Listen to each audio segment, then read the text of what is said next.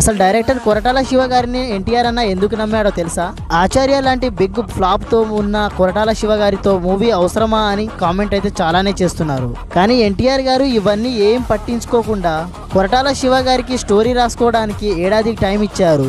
Powerful story రాసుకున్న కొరటాల శివ గారు direct shooting నే మొదలు పెట్టేశాడంట. కానీ కొన్ని అనుకోని కారణాల వల్ల సినిమా కొంచెం వాయిదా పడింది. ఇది దేవరా మూవీకి ఒక బెస్ట్ టైం అనే చెప్పొచ్చు. ఎందుకంటే ఎడిటింగ్ ప్రాసెస్ లో చాలా టైం తీసుకున్నారు. ఇక సెప్టెంబర్ 27th కి భయాన్నే భయపెట్టించే దేవర రాబోతున్నాడు.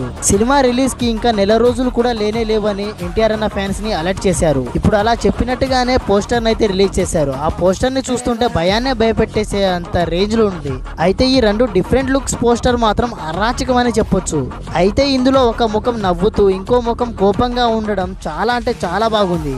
ఇంకా ఈ మూవీలో ఎన్టీఆర్ అన్న డ్యూయల్ రోల్ చేస్తున్నారనే డౌట్ అయితే క్లారిఫై అయ్యింది. అయితే ఈ పోస్టర్ ని చూశాక డైరెక్టర్ కొరటాల కూడా ఫామ్ లో వచ్చారని చెప్పొచ్చు.